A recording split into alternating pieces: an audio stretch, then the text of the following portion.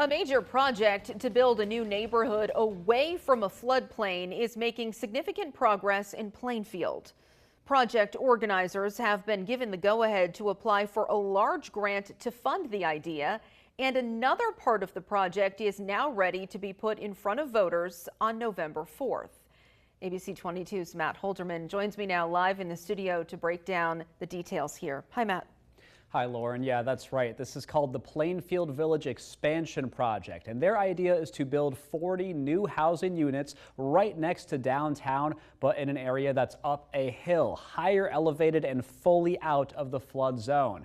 And after how much damage the town suffered back in July of 2024, some of which you could still see today, this is from today, many of the organizers view this as the only option for growing Plainfield into the future.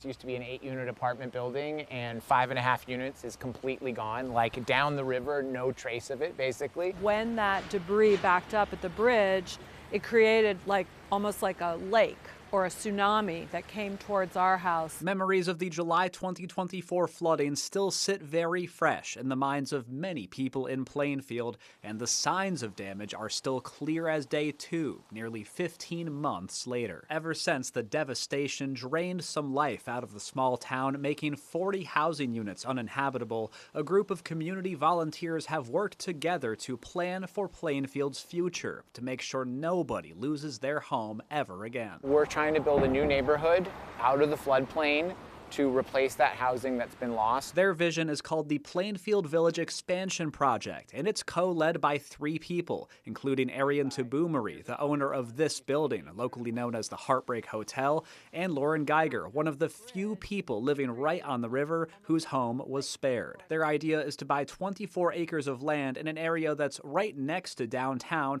but up this hill, and build almost exactly 40 housing units there, the same number that Plainfield lost last summer. 28 of the lots are aimed towards moderate income people like school teachers and municipal workers. People have spent thousands of hours, and I think that we've made a considerable amount of progress. Thursday night, the group got the go-ahead from Plainfield's Select Board to apply for a federal grant that could help pay for much of the new infrastructure, including putting in roads, utilities, and more. On top of that, Plainfield will ask voters this November 4th if the town should take out a $600,000 loan to purchase the 24 acres of land and get to work in 2026. Borrowing $600,000 to dig us out of that hole, I think that's a much smarter decision. It's important for other communities that are facing challenges like this to know that a group of volunteers can come together and try to create a solution.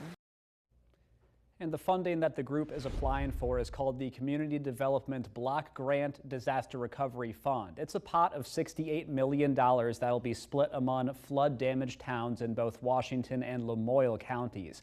Plainfield is hoping it can get $10 million for this, and they will officially submit that request next Tuesday, September 30th. They expect to get an answer to their application by December or January.